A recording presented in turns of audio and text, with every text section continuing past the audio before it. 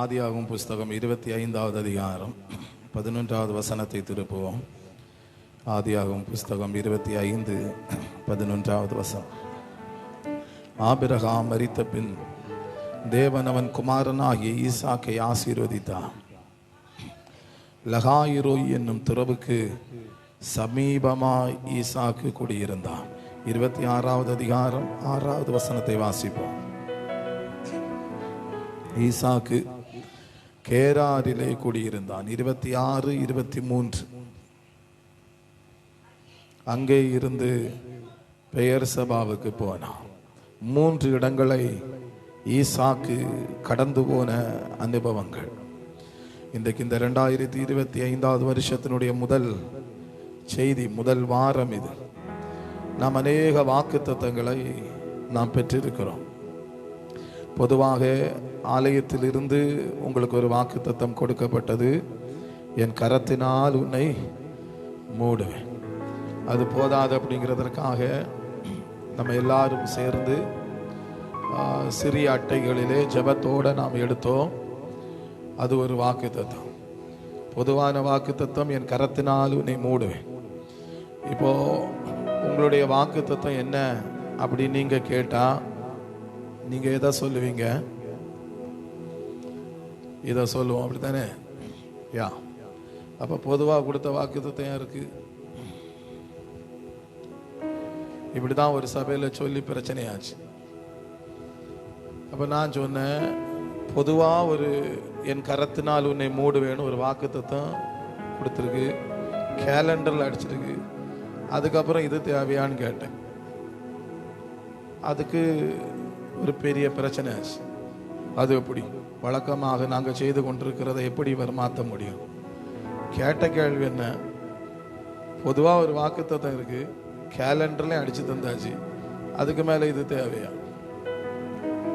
கேள்வி சரிதானே? சரி, எப்படியோ ஒரு வாக்குத்தத்தம், என் கரத்தினால் உன்னை மூடுவேன். உங்கள்கிட்ட எல்லாத்தையும் இருக்கிற வாக்குத்தத்தம் எல்லாம் சேர்த்தா நம்ம சபையில கிட்டத்தட்ட 500க்கு அதிகமான வாக்குத்தத்தம் இருக்கு. கேள்வி என்னன்னா, இந்த வாக்குத்தத்தம் எல்லாம் பலிக்குதா?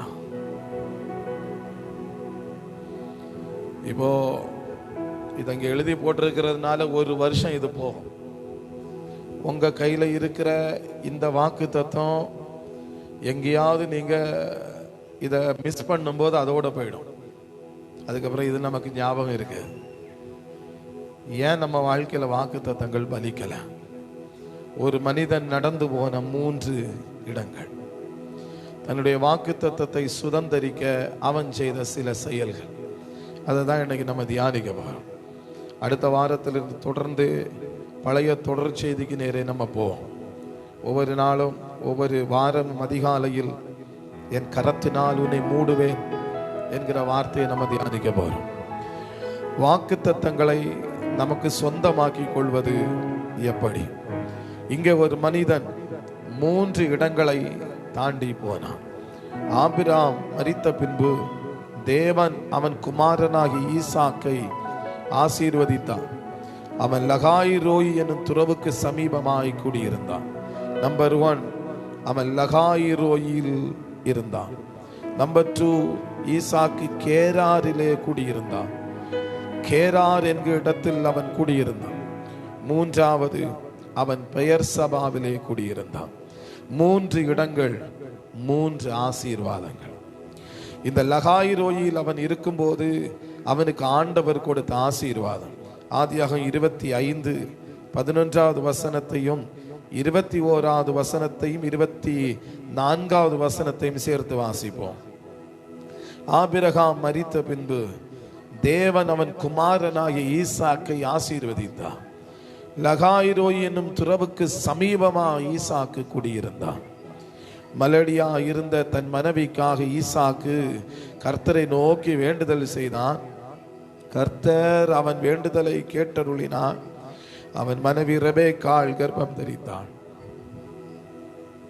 24 பிரசவ காலம் பூரணமான போது அவள் கர்ப்பத்தில் 2 பிள்ளைகள் இருந்தது. 2 மடங்கு ஆசீர்வாதம். அவன் லகாயிரோயில் பெற்றுக்கொண்டது 2 மடங்கு ஆசீர்வாதம்.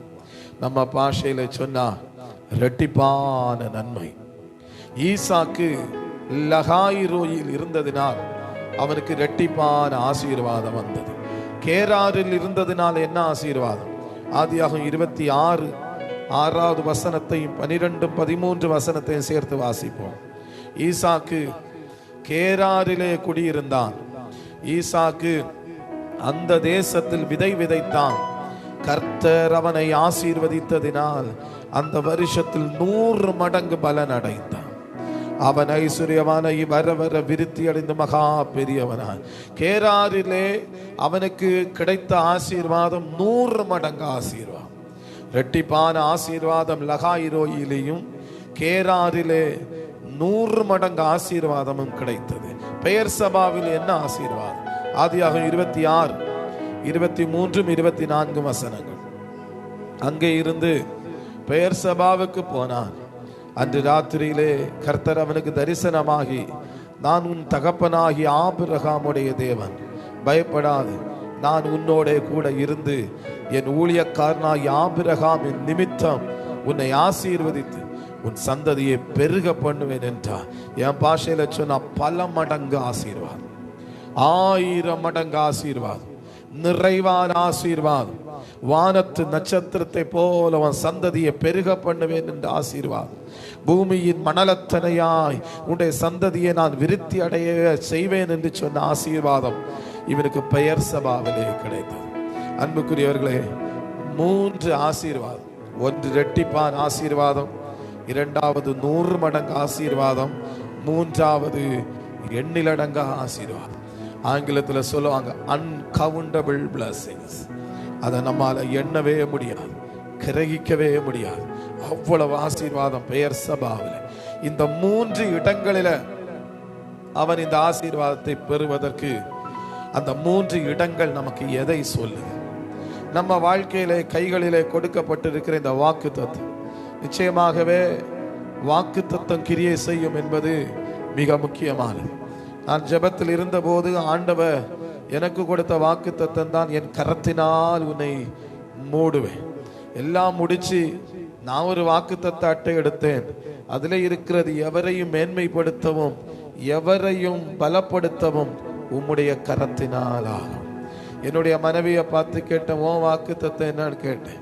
அவங்க எடுத்து காமிச்சாங்க, என் நீதியின் வலது கரத்தினால் உன்னை தாங்குவேன். 3 சாட்சிகள் ஒன்றிணைகிற போது ஒரு காரிய நிரூபணமாகும். அப்போ எனக்கு கிடைத்ததும், என் கைகளில் நான் எடுத்ததும், என் மனைவி கைகளில் எடுத்ததும் ஒன்றுதான், அவருடைய கரம் 2025 எங்கள் வாழ்க்கையில கிரியை செய்ய போகுது. ஹல்லேலூயா. சோ இப்படி யோசி. நைட்டு ஒரு கனவு வருது, அது கடவுளுடைய சத்தமா இல்லையா அப்படின்னு நீங்க அறியணும்னா அடுத்த நாள் முழுசும் நீங்க நடக்கிற நிகழ்வுகளை வச்சு பாருங்க. இது சம்பந்தமா ஏதாவது உங்க வாழ்க்கையில நடந்துச்சுன்னா இது கடவுள் நமக்கு பேசுறான்னு அர்த்தம். பைபிள்ல இருக்கு, 2 சாட்சிகளினால் ஒரு காரியம் உறுதிப்படும். சோ உங்க கூட ஆண்டவர் பேசுறாரு, வசனத்தை வாசிக்கும்போ ஒரு வசனம் உங்களை தொடுது அப்படின்னா உடனே அதுதான் கடவுள் பேசுற வார்த்தை எடுக்காம அந்த நாள் முழுசு யோசிங்க, ஏதாவது ஒரு இடத்துல அந்த வார்த்தை ரிப்பீட் ஆகும். ஸோ அப்படி நீங்க அதை உறுதிப்படுத்தி கொள்ளலாம். அப்போ அவருடைய கரத்தினால் எல்லாம் ஆகும். லகாயிரோயி, கேரார், பெயர் சபா, இந்த 3 இடங்களில் இந்த ஈசாக்கு நிற்கிற போது 3 வித ஆசீர்வாதங்களை அவன் பெற்றான். அப்படி என்றால் நாம் வாக்கு தத்தத்தை பெற்றுக் கொள்வதற்கு செய்ய வேண்டியது என்ன? 2 மடங்கு ஆசீர்வாதம் பெறணும்னா நம்ம செய்ய வேண்டியது என்ன? 1000 மடங்கு இல்லைன்னா 100 மடங்கு ஆசீர்வாதம் பெறணும்னா நம்ம செய்ய வேண்டியது என்ன? 1000 மடங்கு ஆசீர்வாதம் பெறணும்னா நம்ம செய்ய வேண்டியது என்ன? 2025 அவருடைய வாக்கு தத்தம் நம்ம வாழ்க்கையில நிறைவேற அளவுகள் எப்படி இருக்கணுங்கிறது நம்ம கையில தான் இருக்கு. நம்ம கையில தான் இருக்கு. ஆண்டவருடைய வேதத்துல ஒரு ஓமை இருக்கு. விதைக்கிறவன் ஒருவன் விதைக்க புறப்பட்டான். சில விதை வழியருகே, சில விதை கற்பாறையில், சில விதை முள்ளுகள் உள்ள இடத்தில், சில விதை நல்ல நிலத்தில் விழுந்தது. இதை எழுதி போகும்போது அவர் அர்த்தத்தை சொல்லும் போது சொன்னா, கேட்கிற விதத்தை குறித்து கவனமா இருங்க. அப்போ நம்ம இருதயத்துக்குள்ள விதை விழுறதும் விழாத்ததும் நம்ம கேட்கிறத பொறுத்தது. நம்ம எவ்வளவு வாஞ்சையோட கேட்கிறோமோ அவ்வளவு தூரம் அந்த வசனம் நமக்குள்ள கிரியை செய்யும். அப்ப லகாய் ரோயி என்றால் அர்த்தம் என்ன? லகாய் ரோயில் அவன் வந்தபோது அவனுக்கு 2 மடங்கு ஆசீர்வாதங்கள் கிடைக்க காரணம் என்ன? ஆவிக்குரிய அர்த்தத்துக்கு நேராக நம்முடைய கவனத்தை திருப்போம். லகாய் ரோய் என்றால் அர்த்தம் அவர் என்னை காண்கிறார், அவர் என்னை பார்க்கிறார் அர்த்தம். இதே ஒரு வார்த்தையை தான் எல்ரோயி என்று ஆகார் சொல்லுவார். அவர் என்னை காண்கிறார், அவர் என்னை பார்க்கிறார். ஒரு வாக்கு தத்தத்தை கரத்தில் எடுத்து நீங்க வச்சிருக்கும்போ இந்த வாக்கு தத்தம் 2 மடங்கு ஆசீர்வாதம் உங்களுக்கு தரணும்னா உங்களுக்குள் ஒரு எண்ணம் வேண்டும், எனக்குள் ஒரு எண்ணம் வேண்டும். 2025 முழுவதும் அவர் என்னை காண்கிறாருங்கிற ஒரு அறிவு. இந்த வாக்கு தத்தம் எனக்கு நிறைவேறணும். உங்க கையில் இருக்கிற அட்டையில் இருக்கிற வாக்கு தத்தம், மேடையில் பதியப்பட்டிருக்கிற வாக்கு தத்தம் உங்கள் வாழ்க்கையில கிரியை செய்யணும்னா நம்பர் 1 அது 2 மடங்கு ஆசீர்வாதமாய் வரணும்னா எனக்கு ஒரு எண்ணம் வேண்டும், எனக்குள் இருக்கிற தெய்வம் என்னை ஒவ்வொரு நாளும் பார்க்கிறார். வசனம் நிறைவேறணுமா, வாக்கு தத்தம் நிறைவேறணுமா, நம்ம மனசு சொல்லணும் என்னை ஒருத்தர் பார்க்கிறார். அப்போ என்ன ஒருத்தர் வாட்ச் பண்ற அப்படினாலே நம்ம எப்படி நடப்போம் யோசிங்க. ஊர்ல சிசிடிவின்னு ஒன்று இருக்கு. சிசிடிவி, க்ளோஸ் சர்க்கியூட் டெலிவிஷனா, சிசிடிவியா, க்ளோஸ்டா அது வாட்ச் பண்ணும். ஒரு சிசிடிவி கேமரா இருக்குன்னா அந்த பக்கத்துல போறவங்க அது வரைக்கும் எப்படி நடந்தாலும் பரவாயில்லன்னு அந்த இடத்துல வரும்போது கெத்தா நடப்பாங்க. பார்த்துருக்கீங்களா? நீங்க நடப்பீங்களா தெரியாது, ஆனா நான் அப்படிதான் நடப்பேன். அது வரைக்கும் எப்படி அப்படி வந்தாலுமே சிசிடிவி வாட்ச் பண்ணுது அப்படின்னு அறிஞ்சாலே நம்ம அந்த இடத்துல இருக்கிறது கொஞ்சம் விசேஷமா தான் இருக்கும். அது பஸ் ஸ்டாண்டா இருக்கட்டும், ஆலயமாக இருக்கட்டும், தொழுகை கூடங்களாக இருக்கட்டும், பள்ளிக்கூடங்களாக இருக்கட்டும், எதுவாக இருக்கும், சிசிடிவி வாட்ச் பண்ணா நம்ம கொஞ்சம் கவனமா இருக்கும். நமக்கு 2025 வருஷம் ஆண்டவர் சொல்லுகிறார் 24/7 எல்லா நாளும் எல்லா நிமிஷமும் ஒரு சிசிடிவி உங்களை பார்க்குதுன்னு நினைச்சா நீங்க எப்படி நடப்பீங்களோ அப்படி நடந்தால் உங்கள் கையில் இருக்கிற வாக்குத்தத்தம் 2 மடங்கு ஆசீர்வாதமாய் மாறும். அப்போ இந்த உலகத்தினுடைய சிசிடிவியை தாண்டி போன நம்ம இயல்பா மாறிடும். ஆனா கர்த்தருடைய கண்களை மறைச்சு நம்மால ஒன்றும் செய்ய முடியாது. தேவன் நம்மை பார்க்கிறார். ஒரு மனுஷன் இருந்தான், அவன் சாதாரணமா திருட்டு தொழில் பண்ற ஒரு மனுஷன். அவங்க தொழில தனக்கு அப்புறம் தனக்கு பையனை தான் அந்த தொழில பயிற்சி கொடுக்கணும் அப்படின்னு நினைச்சு முத நாள் வெள்ளோட்டத்துக்காக தனக்கு மகனை கூட்டு போனான். அவனுக்கு அவர் கொடுத்த டாஸ்க் என்ன அப்படின்னா, நான் இந்த வீட்டை தாண்டி போக போறேன், இந்த மதில் சுவரை தாண்டி போக போறேன், நீ ஒண்ணு பண்ணு, வெளியில எல்லாரையும் பாரு, யாராவது நம்மளை பார்த்தாங்கன்னா விசில் அடி, நான் வெளியில வந்துருவேன். அப்ப இதான் அவங்களுடைய டாஸ்க். இப்ப ஒரு ராத்திரி ஆகுது, லைட் எல்லாம் ஆஃப் ஆகுது, இவங்க திருடக்கி போறாங்க. மகனுக்கு திருட்டு தொழில் சொல்லி கொடுக்க போறாரு அப்பா. இப்ப மதுல தாண்டி போறேன், நான் சொன்னது ஞாபகம் வச்சுக்கோ, விசில் அடிச்சுக்கோ யாராவது பார்த்து.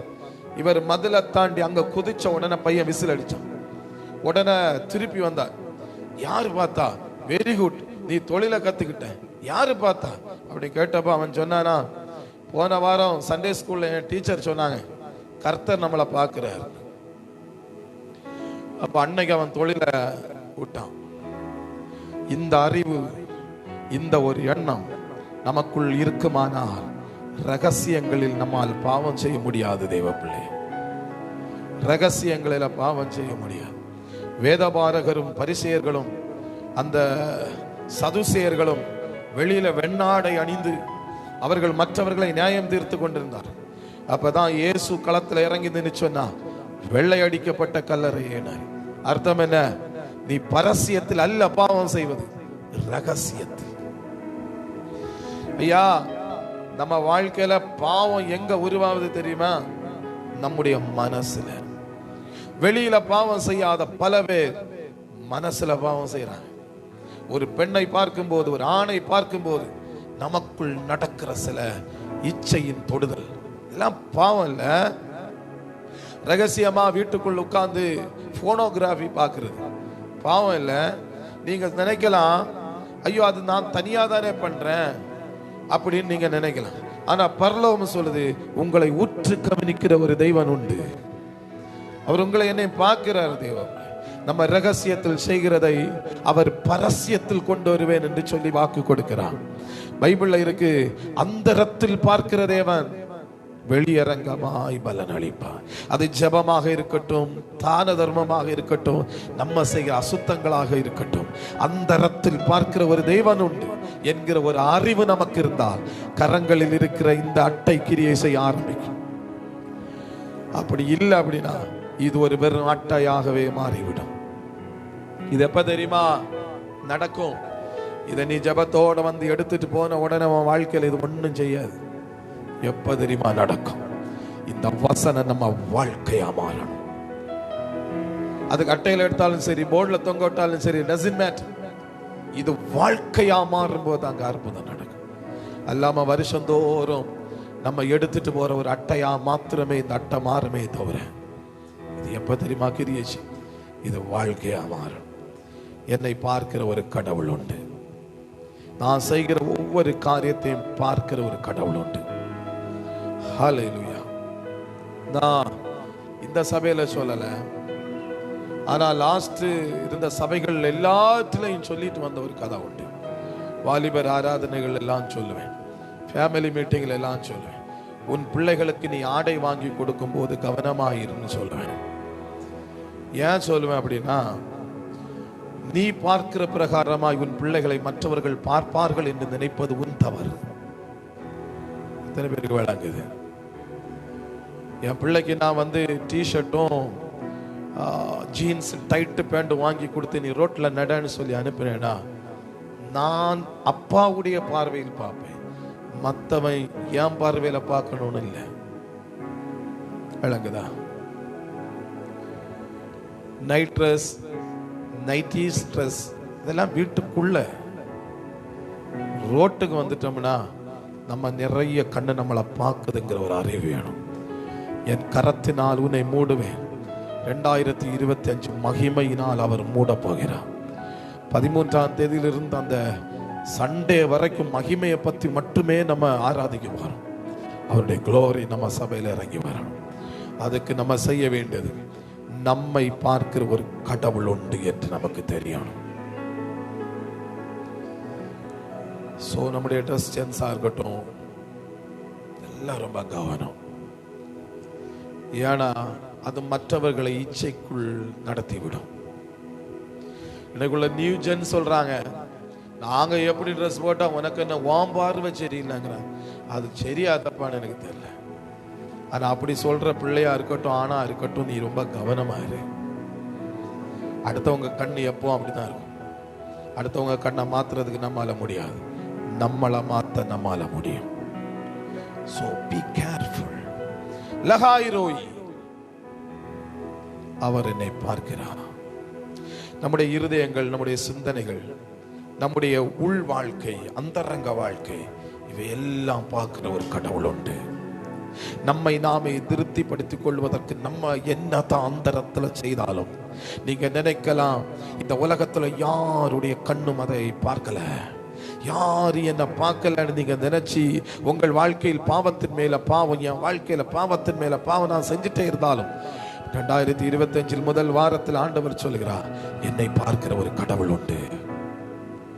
அவருக்கு பதில் கொடுக்கணும். இந்த அட்டையில் இருக்கிற இந்த வசனம் கிரியை செய்யணும் எனக்கு அப்படின்னா, அவருடைய கரத்தினால் எனக்கு மேன்மை வரணும் அப்படின்னா, என் மனசு ஃபுல்லா நிரம்பி இருக்கணும். அவர் என்னை பார்க்கிறார். ஹல்லேலூயா. சோ ஆரம்ப நாட்கள்ல என் கரத்தினால உன்னை மூடுவேன் அப்படின்னு வாக்கு தந்த உடனே நான் போய் என் இஷ்டப்படி எல்லாம் நடந்துட்டு வேதனை வரும்போ கரத்தினால மூடுவேன்னு சொன்னீங்களே அப்பா அப்படின்னு கதர்னா பின்னான் தலையில ஒரு அடி தந்து ஓடின்றுவாரு. அப்ப நான் என்ன செய்யணும்? என்னுடைய உள் மனது ஒன்று சொல்லணும், என்னை ஒருவர் பார்க்கிறார், என்னை ஒருத்தர் பார்க்கிறார், என்னை ஒருத்தர் கவனிக்கிறார். எல்ரோயை பத்தி பேசும்போது சொன்னேன், எல்ரோய் என்றால் உன்னிப்பாய் கவனிக்கிறார். உன்னிப்பா, அதாவது பைனாக்குலர் வச்சு பார்க்கிறாராம். உன்னிப்பா பார்க்கிறார். நீ எந்த அறைக்குள் எந்த இடத்துக்குள் உட்கார்ந்து பாவம் செய்தாலும் அதை உன்னிப்பாய் பார்க்கிறார். தேவனுடைய கண்களுக்கு மறைவாய் ஒருவன் இந்த உலகத்தில் இருந்து மாய்ந்து போவான் என்றால் அவன் மரணத்தின் வழியாக மட்டும்தான் மாய முடியும். இல்லாவிட்டால் அவருடைய கண்ணுடைய அந்த சர்க்கியூட்டிலே தான் இருப்பான். நான் அவரை பார்க்கிறேன், அவர் என்னை பார்க்கிறார். நான் 2025 1ஆம் தேதியிலிருந்து இந்த நிமிஷம் வரைக்கும் நான் வந்ததையும் அவர் பார்த்தார்.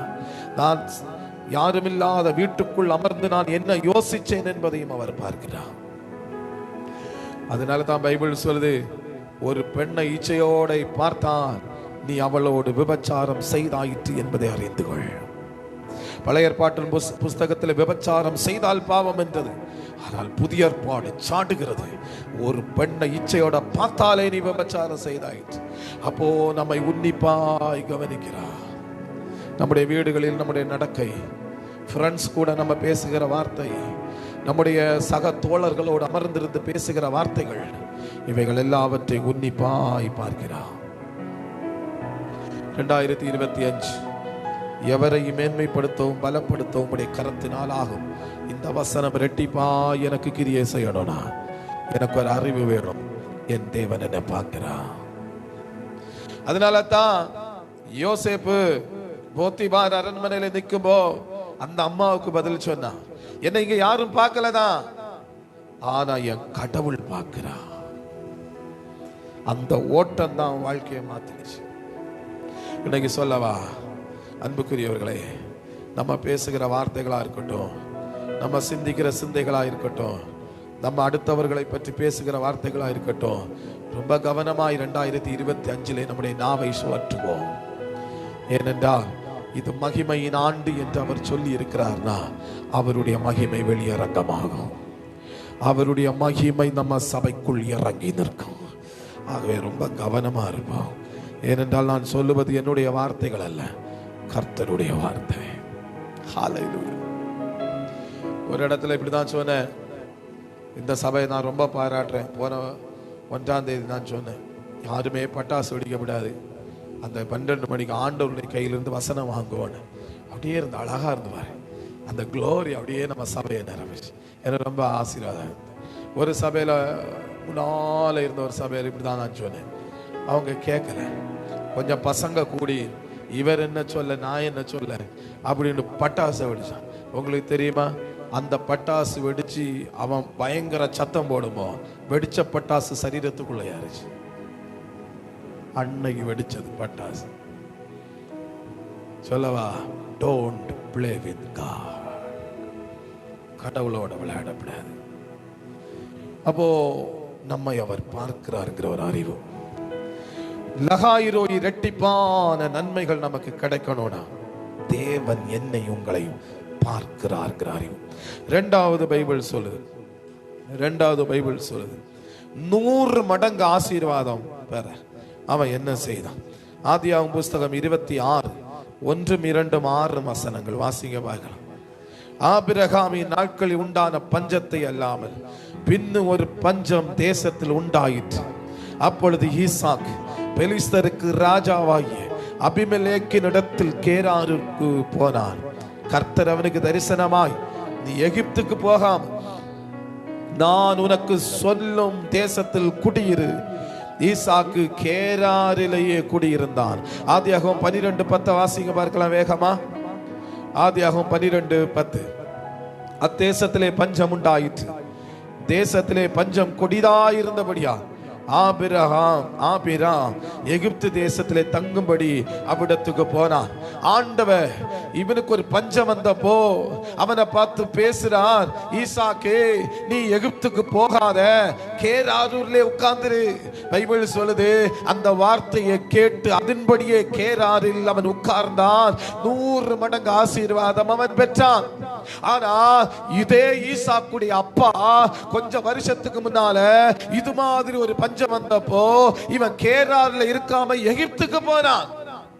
தனக்கு தகப்பன் எகிப்துக்கு போனானே என்பதை எண்ணி பஞ்சம் வரும்போதெல்லாம் இவனு எகிப்துக்கு போக அவன் வண்டி ஏறினப்போதான் ஆண்டவர் சொன்னா, எகிப்துக்கு போகாத.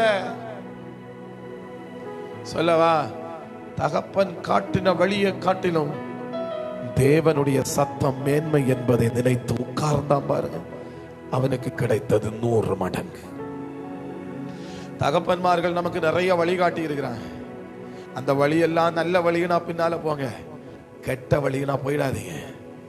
தேவ சத்தம் கேளுங்க. தேவன் நமக்கு என்ன சொல்றாருன்னு கேளுங்க. தேவன் நமக்கு எந்த பாதை காட்டுகிறார்னு பாருங்க. ஆபிரகாம் எகிப்துக்கு போனான், ஆனா ஈசாக்கு போக புறப்பட்ட போது கர்த்தர் பேசினார், போகாத, உட்காரு. அப்பாவுடைய சத்தமா தேவனுடைய சத்தமா? 2 சத்தம் போராடினப்போ ஈசாக்கு சொன்னான், அப்பா சத்தம் அல்ல, தேவ சத்தம் எனக்கு வேணும். இரட்டிப்பான வரங்கள், இரட்டிப்பான நன்மைகள் பெற கர்த்தர் என்னை பார்க்கிறாருங்கிற உணர்வு எவ்வளவு முக்கியம். அதுபோல 100 மடங்கு ஆசீர்வாதம் பெறதுக்கு கர்த்தருடைய சத்தத்துக்கு கீழ்ப்படிய வேண்டியது அவசியம். ஐயாமா, உங்க கையில இருக்கிற இந்த வாக்குத்தத்த அட்டை உங்களுக்கு கிரியை செய்யணுமா? அப்படி கிரியை செய்யணும்னா இதை வெறுமையா உங்க பைபிள்ல வச்சிருந்தா கதை நடக்காது. எப்ப தெரியுமா கிரியை செய்யும்? இந்த வசனத்துக்கு கீழ்ப்படி ஆரம்பிக்குமா? அவங்க வசனத்தை கீழ்ப்படிவேன்னு சொல்லுமா. நான் ஏற்கனவே பதிவு பண்ணி இருக்கிறேன். ஒரு குறிப்பிட்ட சபையில ஒரு சின்ன ஒரு பிரச்சனைகளை நான் தாண்டின ஒரு காலத்துல தேவ சமூகத்தில் உட்கார்ந்துருந்த பல வாரங்கள் உபவாசத்துல உட்கார்ந்து இருக்கும்போ அந்த ஃபர்ஸ்ட் டே நான் ஆண்டவுடைய அந்த பிரசன்னத்துக்குள்ள போறேன். எனக்கு என்ன அப்படின்னா, இந்த உபவாசம் முடிகிறதுக்குள்ள என்ன சுற்றிலும் இருக்கிற சத்துருக்கள் தறிப்புண்டு போகணும். இதுதான் என்னுடைய உபவாசத்துக்கான காரணம். நான் உபவாசிக்கிறதுக்கு முதல் நாள் என்னுடைய ஜெப அறைக்குள் நான் பிரவேசித்தபோது கர்த்தருடைய சத்தம் எனக்கு வந்தது. பைபிள் ஆதியாகமத்திலிருந்து வெளிப்படுத்தின விசேஷத்தை இந்த உபவாச நாளில் படிச்சு முடி. நான் ஓகே, இட்ஸ் ஓகே, நல்ல விஷயம் தானே அப்படின்னு சொல்லி படிக்க ஆரம்பிக்கும் போது ஆண்டவர் எனக்கு உணர்த்தினார், ஒவ்வொரு இடத்துல நீ என்ன செய்யணுமோ அதை குறிச்சி வை, நீ கீழ்ப்படி.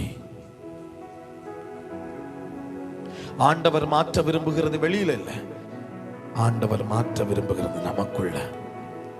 வசனத்துக்கு கீழ்ப்படுகிற ஒரு கூட்டம் தான் வாக்கு தத்தத்தை சுதந்திரிக்கும். இந்த சபையில நம்ம வசனத்துக்கு கீழ்ப்படுகிறவங்களா நம்ம மாற மாற வாக்குத்தத்தம் நம்ம தலைக்கு மேல 100 மடங்காய் வந்து சேரும். ஹல்லேலூயா. அப்ப வசனத்துக்கு கீழ்ப்படிய பாப்போம். தகப்பன் சொன்னதையும் தாய் சொன்னதையும் கேட்டுக்கிட்டு கர்த்தரை தொழாம இருக்காம வசனத்துக்கு கீழ்ப்படி ஆரம்பிப்போ. தேவனுடைய வார்த்தைக்கு கீழ்ப்படிய தன்னை ஒப்பு கொடுக்கும் போது 100 மடங்கு ஆசீர்வாதம் வரும். 100 மடங்கு ஆசீர்வாதம், 100 மடங்கு, 100 மடங்கு, 100 மடங்கு. நான் பார்த்திருக்கிறேன், பல பேரை பார்த்திருக்கிறேன். செய்திகளின் வழியாக, வசனங்களின் வழியாக தேவன் பேசும்போது அந்த வார்த்தையை பிடிச்சுக்கிட்டு நின்றவங்களை நான் பார்த்திருக்கிறேன். அவங்களை எல்லாம் ஆண்டவர் இதுவரைக்கும் தரித்திரத்தில் விட்ட சரித்திரமே இல்லை தேவ பிள்ளை. அவங்க எல்லாம் 100 மடங்கு ஆசீர்வாதம் பெற்றுதான் மாறி இருக்கிறார். நான் திருப்பி இந்த சபையை பார்த்து சொல்றேன், உங்களுக்கு 2 மடங்கு அல்ல, 100 மடங்கு ஆசீர்வாதம் தர்றதுக்கு ஆண்டவர் ரெடியா இருக்கிறார். Time over. இன்னைக்கு நேரமா முடிக்கணும். நம்ம 5 நிமிஷம் மாத்திரம் நான் எடுத்துக்கிறேன், கடைசி வார்த்தைக்காக மாத்திரம். அதுக்கப்புறம் பரிசு கொடுப்போம். ஊர் கூட்டம் தனியா, சண்டே ஸ்கூல் தனியா நடக்கும். சண்டே ஸ்கூல் டீச்சர்ஸ்க்கான மீட்டிங். ஸோ தேவனுடைய கரம் அப்படியே நம்மை மூடட்டும், தேவனுடைய பிரசனம் மூடட்டும். நான் இன்னைக்கு தான் பைபிளை திறந்து பார்க்கும்போது தேவ கரத்துக்கு ஒரு எபிரேய வார்த்தையை நான் பார்த்தேன். ஹஷல், ஹஷல் அப்படின்னு ஒரு வார்த்தை. ஹஷல், ஹஷல்னு ஒரு வார்த்தை. தேவனுடைய கரம் என்றால் எபிரேயத்தில் ஹஷல் அப்படின்னு நான் என் பைபிளில் குறிச்சிருக்கிறேன். என்னைக்கோ குறிச்சது இன்னைக்கு நான் பார்த்தேன். அதனுடைய அர்த்தம் என்னன்னா ஆளுகை. ஆளுகை, அதாவது அந்த கரம் மேல இருக்குன்னு அர்த்தம், அவர் என்னை ஆளுகை செய்கிறார் அர்த்தம். ஓ க்ளோரி, ஹல்லேலூயா. அப்ப கடைசியா பலுகி பெறுகிற ஆசீர்வாதம் ஆதியாகமம் 26:22 இருந்து நீங்க வாசிச்சு பார்த்தா அங்கே சொல்லப்படுது. வாசிங்க பார்க்கலாம். அதே 26:22 இருந்து, பின்பு அவிட விட்டு பெயர்ந்து போய் வேறொரு துறவை வெட்டினான். அதை குறித்து அவர்கள் வாக்குவாதம் பண்ணவில்லை. அப்பொழுது அவன், நாம் தேசத்தில் பலுகும்படி இப்பொழுது கர்த்தர் நமக்கு இடம் உண்டாக்கினார் என்று சொல்லி அதற்கு ரெகோபோத் என்று பெயரிட்டான். அங்கிருந்து பெயர்சபாவுக்கு போனான்.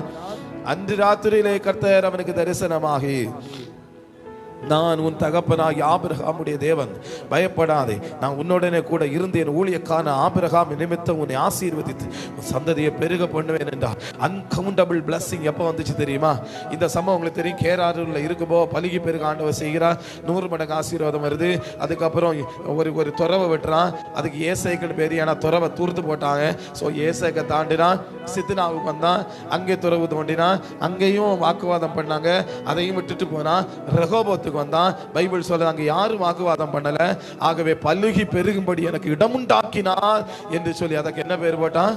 ரெகோபோத் என்று பேர் போட்டான். நான் ஈசாக்கா இருந்தா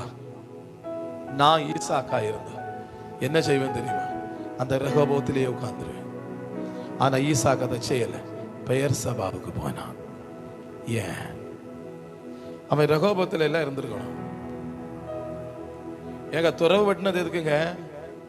பலுகுகிறதுக்கு. அப்ப ஏசைக்கு சித்தனவன் தாண்டி துறவு வெட்டினா யாரும் வாக்குவாதம் பண்ணல. அந்த தண்ணி நிறைய வருது. பல்லுகும்படி இடம் உண்டாக்கினார் தானே அவன் ரெகோபோத்துன்னு பேரிட்டான். அப்புறம் ஏன் அவன் ரெகோபோத்துல இல்லாம பெயர்சபாவுக்கு போனான்? பெயர்சபா என்றால் எபிரேய வார்த்தையுடைய அர்த்தம் தேவன் வாசம் பண்ணுகிற இடம்னு அர்த்தம். அந்த ராத்திரி கர்த்தர் தரிசனமானா. வாக்கு தத்துவம் நடக்கணுமா? பலுகி பெருகிற ஆசீர்வாதம் நமக்கு வரணுமா? தேவன் வாசம் பண்ற இடத்துக்கு ஓடி வந்துடணும். ஆலயத்துக்கு வந்துடணும். கூட்டங்களுக்கு வந்துடணும். இந்த வசன அட்டையா இருக்கிறது வரைக்கும் ஒரு பிரயோஜனம் இல்லை தேவ பிள்ளை. எப்ப தெரியுமா பலுகி பெருகுகிற ஆசீர்வாதம் வரும்? ஆலயத்துக்குள்ள வந்து விழும்போ, தேவ பிரசன்னத்துக்கு இடம் கொடுக்கும், தேவனுடைய மகிமைக்குள் வரும்போ, தேவனுடைய அபிஷேகத்துக்குள்ள வரும்போ, பெயர் சபாவுக்குள்ள வரும்போ, ரெகோபோத் வந்துடுச்சு, இனி எனக்கு இவ்வளவுதான் வாழ்க்கைன்னு நின்றாம ஆராதனைகளுக்குள் ஓடி வரும்போ, ஆண்டவர் சொன்னா, நான் அவர்களுக்குள் வாசம் பண்ண எனக்கு ஒரு பரிசுத்த ஸ்தலத்தை உண்டாக்குவார்களாக. ஏன்னா அவர் விரும்புகிறார் நம்மோட வாசம் பண்றது. ரெட்டிப்பான நன்மை அல்ல, 100 மடங்கு ஆசீர்வாதம் அல்ல, பல்லுகி பெருக வைக்க ஆண்டவர் விரும்புகிறார். பல்லுகி பெருகணுமா? தேவ சமூகத்தை வாஞ்சிக்கணும் தேவ பிள்ளையே. சில பேர் சொல்லுவான், ஞாயிற்றுக்கிழமை என் சிஸ்டர் சபைக்கு வரல, அது ரொம்ப நாள் கழிச்சு என் பிள்ளை வீட்டுக்கு வந்திருக்கு, அவனுக்கு சிக்கன் கறி பிடிக்கும், பிரியாணி பிடிக்கும், அதனால நான் சபைக்கு வரல. சரி, சபைக்கு வராம என்ன பண்ணீங்க? ரொம்ப நாள் கழிச்சு வந்து என் பிள்ளைக்கு சோறு ஊட்டிட்டு இருந்தேன். கேள்வி என்ன தெரியுமா தேவ பிள்ளை? ரொம்ப நாள் கழிச்சு வந்த இந்த பிள்ளை இந்த உயரத்துக்கு கொண்டு போனது யார் தெரியுமா? நீ மறந்து சோறு ஊட்டின எல்லாம் அந்த ஆண்டவர். வீட்டுல சொந்தக்காரன் வந்த உடனே சமையல் ஆராதனைக்கு வர்றதில்லை. ரெகோபோத்துல நின்றாதீங்க தேவ பிள்ளைகளே. அடுத்த படி தேவன் வாசம் பண்ற இடம்.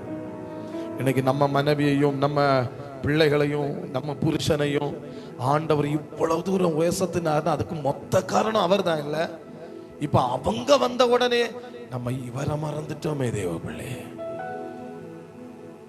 ஆராதனைக்கு வர மாட்டேங்கிறோம். ஏன்? வீட்டுல கெஸ்ட் வந்திருக்காங்க. அந்த கெஸ்ட் வீட்டுக்குள்ள வர காரணம் இந்த கிருபை அல்லவா?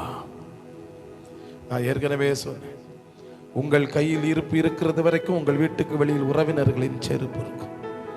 உங்க கையில ஒண்ணு இல்லைன்னு ஒத்தாள் உன்னை தேடி வர மாட்டான். இவ்வளவு மக்களை உன்னை தேடி வைக்க காரணம் தேவன் அல்லவா? அந்த ரெகோபத்துல நின்னுட்டீங்களா தேவ பிள்ளை? அந்த ரெகோபத்துக்குள்ள நின்னுட்டோமா? செழிப்பு வந்தப்போ, சந்தோஷம் வந்தப்போ, நல்ல வேலை கிடைச்சப்போ, நல்ல சம்பளம் வந்தப்போ ரெகோபத்திலே நின்னுட்டோமே. ஆண்டவரை தேடணுங்கிற ஒரு உணர்வு கொஞ்சம் கொஞ்சமா கொஞ்சம் கொஞ்சமா கொஞ்சம் கொஞ்சமா மறைஞ்சு போச்சே தேவ பிள்ளை. ஆராதனை நடக்கும், நம்ம அடுத்த வாரமும் போய்க்கலான்ட்டோமே. பெயர் சபாவுக்கு வாருங்கள். ரெட்டிப்பான நன்மையில நின்றாதீங்க, 100 மடங்கு ஆசீர்வாதத்துல நின்றாதீங்க. பலுகி பெருகணுமா? பெயர் சபாவுக்கு வாங்க, ஆராதனை கூடத்துல வாங்க. அந்த ஆராதனை நேரத்துல ஆண்டவரோட களி கூறுங்க, அவருடைய பிரசன்னத்துக்குள் இணையுங்க. அவர் உங்களை நடத்துவா, அவருடைய பிரசன்னம் உங்களை மூடும். அவருடைய glory உங்களை ஆளுகை செய்யும். என்னுடைய மகிமையை காணணுமா நீ? வா, என்னிடத்தில் ஒரு கன்மலை உண்டு, வா அங்கே நில்லு. கன்மலை என்றால் ஜூ, தேவன் இருக்கிற இடம். வா. 2025 முழுசும் ஒரு பொருத்தனையோட போ. எப்ப எல்லாம் ஆராதனை நடக்கும் அப்ப எல்லாம் நான் ஆராதனைக்கு வருவேன் ஆண்டவரே. ஏன்னா நான் ஆசீர்வதிக்கப்பட்டதே இந்த தேவனாலதான். எழுந்து நிற்போம், ஜெபிப்போம். வாக்குத்தத்தம் பலிக்கணுமா? ஆராதனை கூடத்துக்கு ஓடி வாங்க. அடுத்த வாரம் பார்ப்பீங்க 13ஆம் தேதியில இருந்து ஒவ்வொரு ஆராதனையிலும் தேவ மகிமை உங்களை எப்படி தொடுது. இது மகிமையின் ஆண்டு தேவ பிள்ளை. 2025 ஆண்டவருடைய சமூகத்திலிருந்து நான் புறக்கலையும் பண்றேன். இது மகிமையின் ஆண்டு. அந்த மகிமை எங்கெல்லாம் இறங்குச்சு, அந்த மகிமை இறங்குறதுக்கு அவங்க என்னெல்லாம் செஞ்சாங்க, அந்த மகிமைனா என்ன எல்லாம் நம்ம தொடர்ந்து தியானிக்க போறோம். அந்த க்ளோரி நம்மை நிரப்பட்டும். அவருடைய கரத்தினால் நம்மை அவர் மூடட்டும். 2025 கரத்தினாலேயாய் மாறட்டும். அவருடைய கரம் நம்மை நடத்தட்டும். கண்களை மூடி உள்ளத்தை திறந்து சொல்லுங்க பாடும். பிள்ளைங்க எனக்கு உதவி செய்யுங்க. ஒரு 2 சரணம், ஒரே ஒரு சரணம் மாத்திரம், ஒரே ஒரு இன்னும் உம்மை அறியணுமே, இன்னும் கிட்டி சேரணுமே. தொடங்க. இன்னும் உம்மை அறியணுமே, இன்னும் உம்மை அறியணுமே, இன்னும் கிட்டி சேரணுமே, இன்னும் கிட்டி சேரணுமே. பிரசன்னா பிரசன்னா தேவ பிரசன்னா, பிரசன்னா பிரசன்னா தேவ பிரசன்னா. கரம் பிடித்த நாயகனே, கரம் பிடித்த நாயகனே, கைவிடாத தூயவரே, கைவிடாத தூயவரே. பிரசன்னா பிரசன்னா தேவ பிரசன்னா, பிரசன்னா பிரசன்னா தேவ பிரசன்னா. செபிப்போம். எனக்கு 2 மடங்கு ஆசீர்வாதம் வேணும் அப்படின்னு சொல்றவங்க, தேவன் என்னை உன்னிப்பாய் கவனிக்கிறார் என்கிற அறிவுக்கு வாங்க. எனக்கு 100 மடங்கு ஆசீர்வாதம் வரணும்னு சொல்லி விரும்புறவங்க அவருடைய சத்தத்துக்கு கீழ்ப்படி உங்களுக்கு ஒப்புக்கொடுங்க. எனக்கு பல மடங்கு, எனக்கு அளவிட முடியாத ஆசீர்வாதம் எனக்கு வேணும்னு சொல்றவங்க அவருடைய சமூகத்தை வாஞ்சித்து வாங்க. அப்பதான் உங்களை ஆண்டவர் உயர்த்த முடியும்.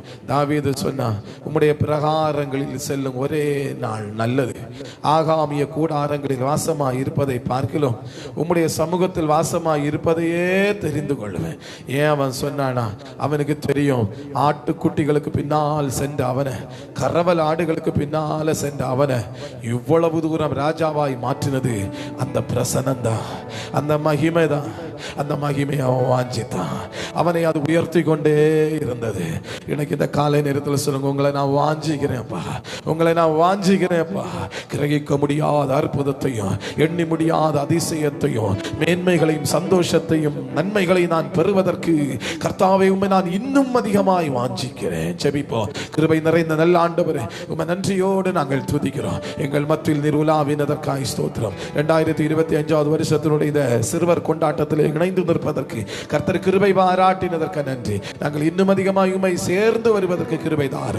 இந்த வருஷம் முழுவதும் இந்த திருச்சபையார் ஒவ்வொரு பேரையும் தேவ சமாதானத்துக்கு கீழே தேவன் மறைக்கணுமே என்று சொல்லி ஜெபிக்கிறேன். பிதாவின் வல்லமை இன்றைக்கு இந்த சபையில் நிறைந்து வரட்டும். அன்றைக்கு கானா ஊரில் உம்முடைய அற்புதத்தை செய்து மகிமையை வெளிப்படுத்தினது போல இந்த வருஷம் 2025 வருஷம் உம்முடைய அற்புதங்களை இந்த திருச்சபையில செய்து உம்முடைய நாமத்தை நீர் மகிமைப்படுத்த போகிறதற்காய் உமக்கு நாங்கள் நன்றி சொல்கிறோம். உங்க பாதத்து தருவும் பெரியவர் துவக்கி சிறுவர்கள் வரைக்கும் தேவ மகிமையாய் நிரம்பட்டும். ஆயுள் காலங்களை நீடித்து தார். 2025 கண்டிருக்கிற நாங்கள் அனைவரும் 2026 காண்பதற்கு கர்த்தர் எங்களுக்கு கிருபை பாராட்டும். இந்த திருச்சபையில் திருமண வாய்ப்புக்காய் காத்திருக்கிற அனைத்து மக்களுக்கும் இந்த 2026 திருமணம் நடக்கட்டும். குழந்தை பாக்கியத்துக்காய் காத்திருக்கிற பிள்ளைகளுக்கு இந்த வருடத்தில் குழந்தை பாக்கியங்கள் உண்டாகட்டும். கட்டுகள் சூழ்ந்திருக்கிற பிள்ளைகளுடைய வாழ்க்கை இந்த வருஷம் கட்டுகள் உடைக்கப்படுகிற வருஷமாய் மாறட்டும். வியாதிகள் எல்லாம் இந்த வருஷத்தில் உங்க மகிமைக்கு கீழே மறைய போகிறதற்காய் உமக்கு நன்றி. எங்களுக்கு ஒன்று மட்டும் தெரியும், மகிமை இறங்கி வரும்போ உம்முடைய கரத்தினால் எங்களை மூடுவி. அந்த எல்லா மக்களையும் ஆசீர்வதியும். எங்களுடைய லோக்கல் உத்தியோகஸ்தர்களுக்காக, ஊழியங்களுக்காக, பெரியவங்களுக்காக, சிறியவர்களுக்காக, சண்டே ஸ்கூல் டீச்சர்ஸ்க்காக, கோயர் டீச்சர்ஸ்க்காக, எல்லா பகுதிகளை பொறுப்படுத்தி நடத்துகிற எல்லா பிள்ளைகளின் மேலையும் தேவனுடைய கிருபை இறங்கி தங்கட்டும். இயேசுவின் நாமத்தில் ஜெபிக்கிறேன். ஜெபங்களும் நல்ல பிதாவே, ஆமென். அமர்ந்திருப்போம். எல்லாரும் பரிசுகள் கொடுக்கிற நேரம்.